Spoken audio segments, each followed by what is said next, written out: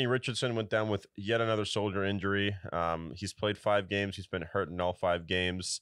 And then Gardner Minshew stepping in, getting a nice win, leading the ball down the field in overtime to get the win. Gardner Minshew looking good again. Michael Pittman having good plays. Before the game, the Colts went out and finally signed Jonathan Taylor to a 3-year deal. 3 years, $42 million, $26 million guaranteed. Before we dive into the game, thoughts on them finally re-signing Jonathan Taylor? Duh. We've been screaming for them to re-sign Jonathan Taylor. There's been so many games. I'm like, if they had Jonathan Taylor, this offense would look really nice right now, because you pick up Zach Moss from the Bills, and then you turn a guy who looked like a pretty average running back in Buffalo to someone in this game went absolutely berserk. He's been a great route runner for Gardner Minshew and Anthony Richardson, whichever one is in the game. And then he was ripping off some absolutely massive runs. Some of it was the play calling of Shane Steichen. Some of it was just Zach Moss being awesome in this offense. So you now have 2 legitimate running backs to pair with Anthony Richardson, where with him, I was like, give your rookie weapons. When you have someone on your rookie deal, we just talked about the Panthers trading away DJ Moore and how they don't have their first overall pick. Well, with the Colts, I was like, if the Panthers should re-sign DJ Moore, because Bryce Young's on a rookie deal, you should definitely re-sign Jonathan Taylor, because you have the money to do it. Put the best possible weapons around a young quarterback. What do you want them to be able to rely on? A consistent run game. Zach Moss isn't going to be able to do against the Titans every single week how dominant he was, and then Jonathan Taylor will be on one day. Zach Moss will be on the other day. Now you have a legitimate third down back in Zach Moss who can go out there and go ahead and get you those receptions, and now you have Jonathan Taylor, who has beat the Bills before single-handedly by himself. So now you have legitimate 1-2 punch in the backfield, and then you have Michael Pittman, who looks like a different man this year. I've never been the biggest Michael Pittman fan, but he looks a little bit faster this year. He's been more dominant as a wide receiver. I don't know if Shane Steichen just knows how to use him better, or if he's gotten just faster, but he's been a much better wide receiver than he has been in the past. Shane Steichen knows how to utilize him. So now if you go out there, get someone like T. Higgins, go out there, trade for another wide receiver, draft one next year, now you're going to have weapons all over the field. You'll be able to compete with the Jacksonville Jaguars. You'll be able to compete with the Titans in your division, where you just beat them with Gardner Minshew stepping into the game, and Gardner Minshew won you a game versus the Baltimore Ravens. So if Anthony Richardson isn't out, then you stub in Gardner and he has Jonathan Taylor to hand the ball off. You feel much better. So re-signing him, I thought this was a no-brainer for the Colts. Oh yeah, 100%. And it's a great deal for both sides, because for Jonathan Taylor, he gets some security, 3 years. He gets the $26 million guaranteed. So if nothing else, he has 2 years where he's going to get paid like a top running back, as he deserves.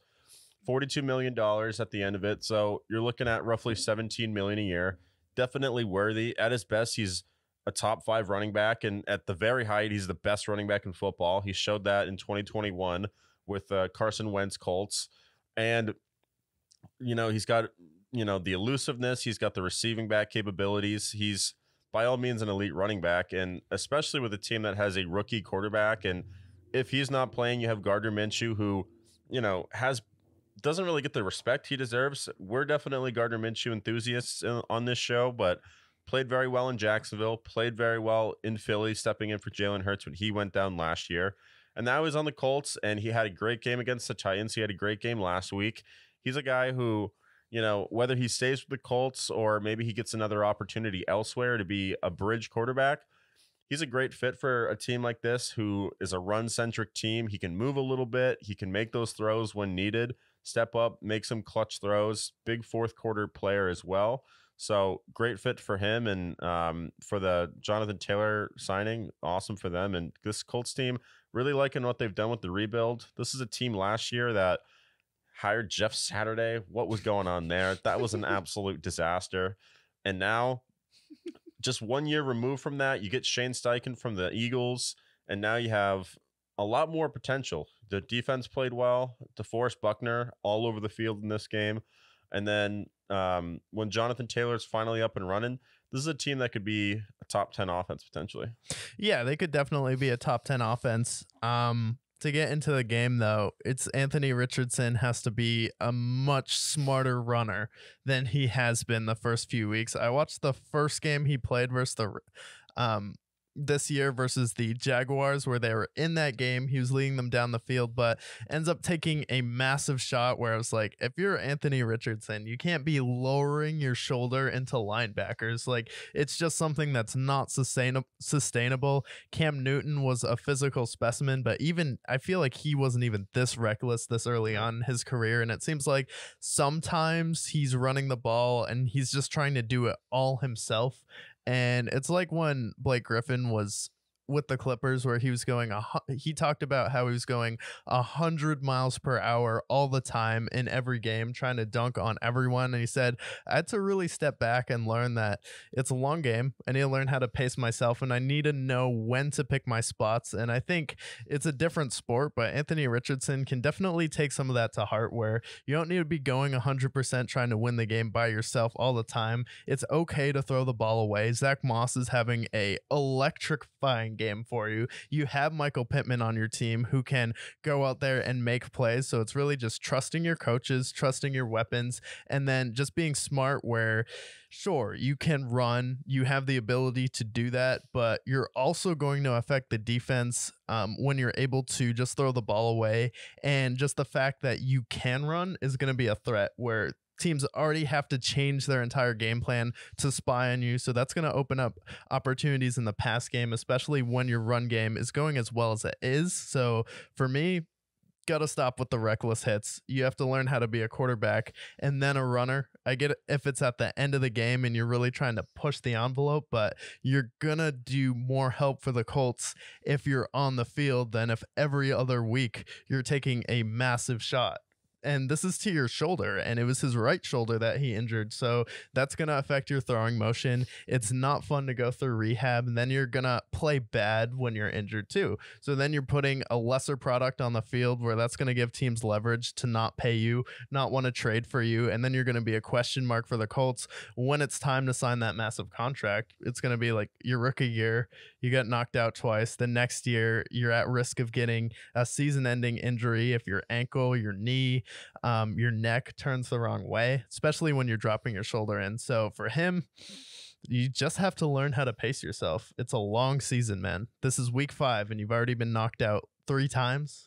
Yeah, it's worrisome. And part of it makes me feel, because he's a mobile quarterback and he's a rookie. Yeah. You kind of saw it a little bit with Lamar. You saw it with Daniel Jones. You saw it with Jalen Hurts, where because they know what their talent is with their legs, when they can't read the defense very well, they're more likely to break away, try to get off those big runs. The difference is with someone like Lamar, with someone like Jalen Hurts, they run out of bounds. Yeah. And they don't take those big hits. With Anthony Richardson, we make fun of, Josh Allen with what he does sometimes with lowering the shoulder. Difference is that Josh Allen is built like a truck, like he can take those hits a little bit better. Anthony Richardson, a little bit more slim than Josh Allen is. And, the way he does it, he's just kind of reckless with it. So he really needs to learn sooner rather than later, or else his career longevity is going to cut in half. Yeah. Yeah. It's the difference between a 9-year NFL career and 14 to 15 years. Like we saw how Russell Wilson fell off. We're seeing it a little bit with Dak. When those guys can't run and you just have to sit in the pocket, they're not as effective. Whereas if you learn how to sit in the pocket first and read the defense, that's why I had like a question mark why the Colts were rolling him out there right away, because you do have someone like Gardner Minshew, where this isn't a team where you're expecting them to make the playoffs this year. And I get you want him to go through growing pains, but he's someone where I would have been fine if they sat him a full year, because he was someone where everyone was saying he's a raw prospect coming out of college. So why don't we wait, sit him out a year, and then teach him how to read those defenses? Because it's usually like year 3 where everything starts to click for quarterbacks. So why don't we make him sit back, learn for a year, and then he can go through some of those growing pains in the second year. So by the time the 3rd year comes around, we kind of get out some of those panic runs and bad habits. Yeah, and I don't think it would have hurt them by any means, especially if they went out and got another receiver for him.